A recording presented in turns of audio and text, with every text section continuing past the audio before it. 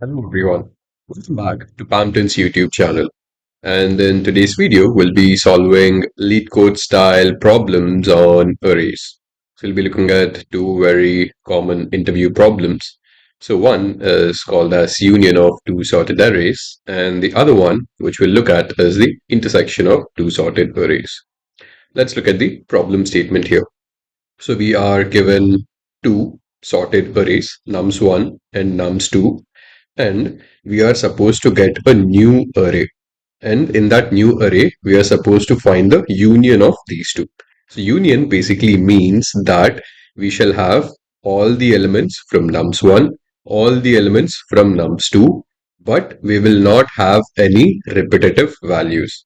So here in this output array, you would see that you have two occurring only once. But here 1 and 2, so you have 1 and 2 in nums1, you have 1 and 2 in nums2, but in the output array, it will be reflected only once. Similarly, over here, you have what are the values which are repeating? You have 7, which is common to both of these, but in the result, you will see that 7 only occurs once. And you have all the elements from nums1 and nums2. So that is how you can create a union of array. Now, let's understand this logic properly. So we are given two sorted arrays, which we already have information upon. Now, what we can do is, if I want only the unique values, you have something called as a set in Python. So set is a data structure in Python in which you can only store unique values. So that should be something which you can easily use here. So I'll have something called as S1, and this will be a set. Now I'll go ahead and store all the values from nums1 into this set for I in nums.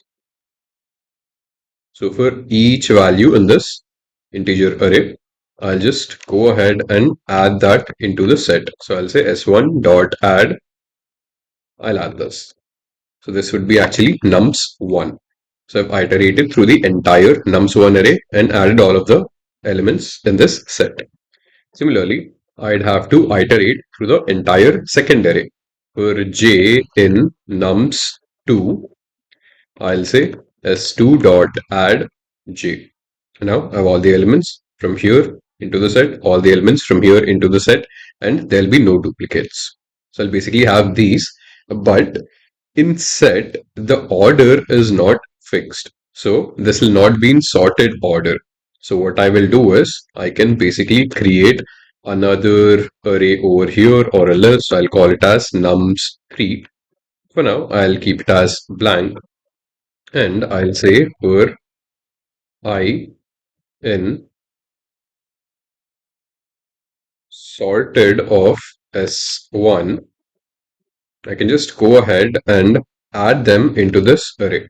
So the new array is nums3, and I'll keep appending it. So nums3 dot append. What do I need to append?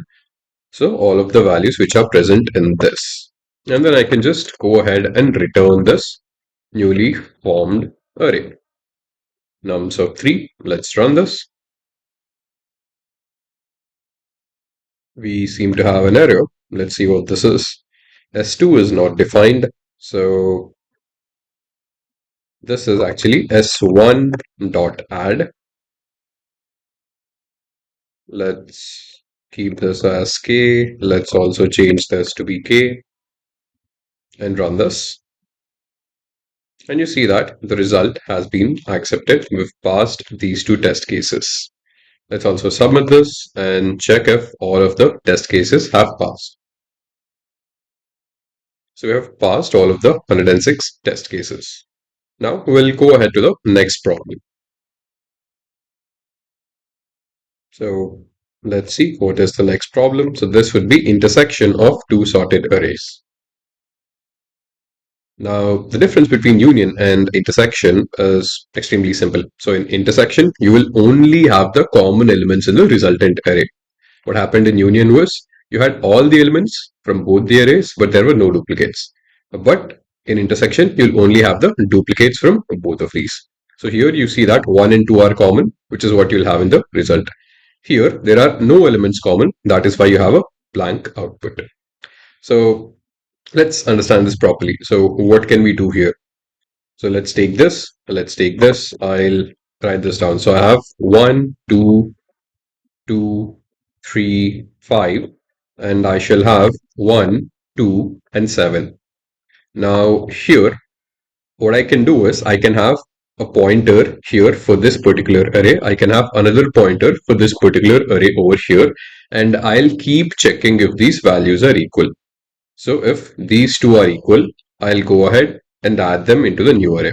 Then I'll increment both of these pointers. So here, let's say this is I, this is j. So I'll add I and j here. If both of these are same, I will be incremented, j will be incremented. Similarly, again, if both of these are same, I will be incremented, j will be incremented. And now here, if both of them are not same, we'll increment that particular pointer which has a smaller value.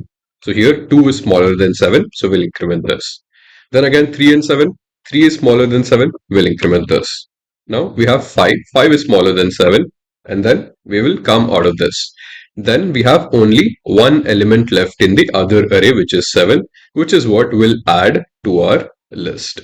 So basically we shall have 1, 2, again. So since this is actually not present, we will not add it. So all we have in the result would be 1 and 2.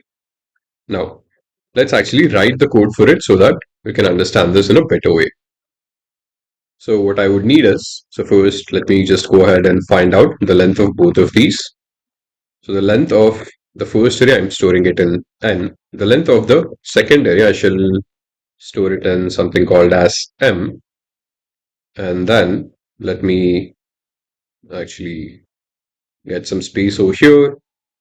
And then, so I'll have two pointers. I would be equal to 0. J would also be equal to 0. I would need a new array over here called as nums3.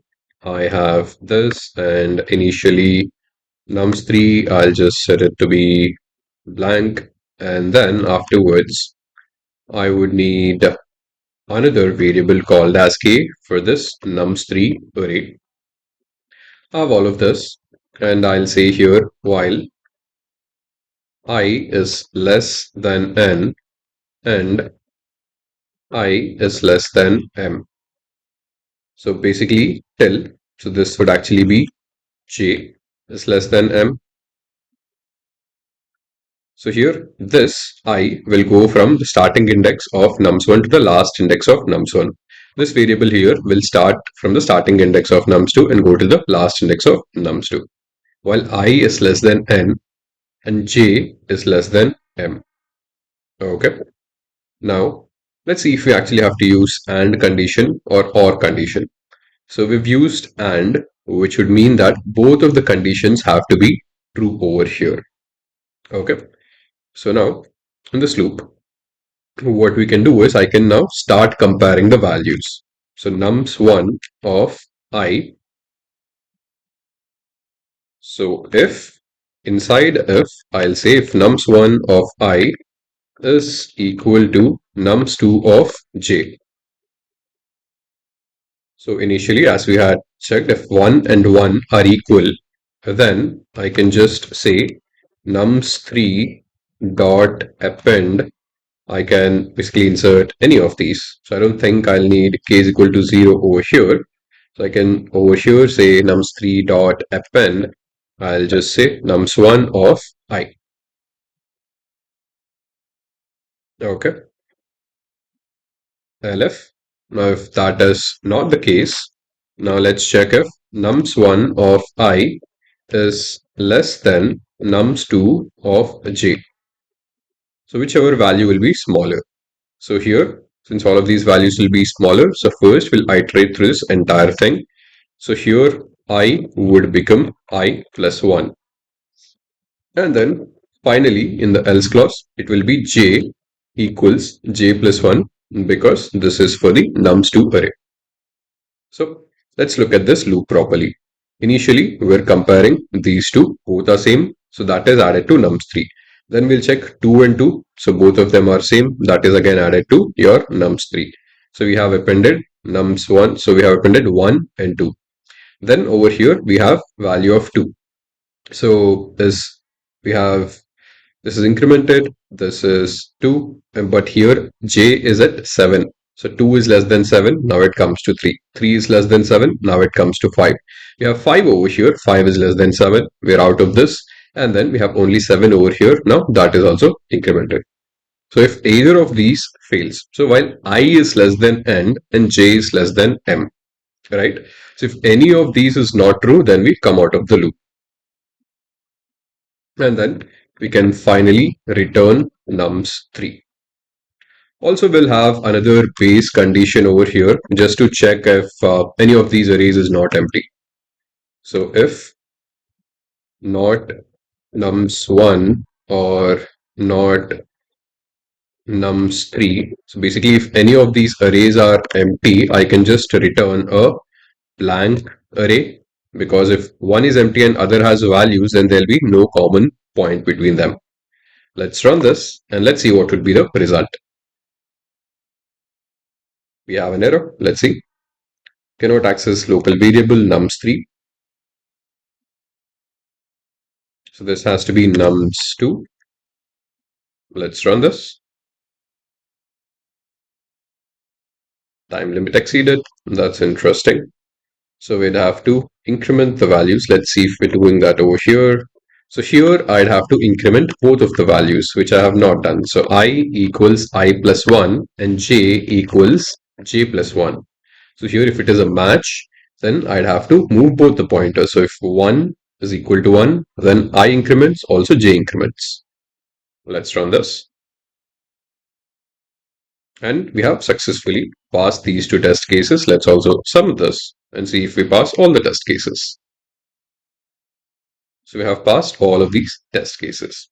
So friends, this was it in today's session. And to hit the like button and also subscribe to our channel. I'll meet you in the next one. Thank you.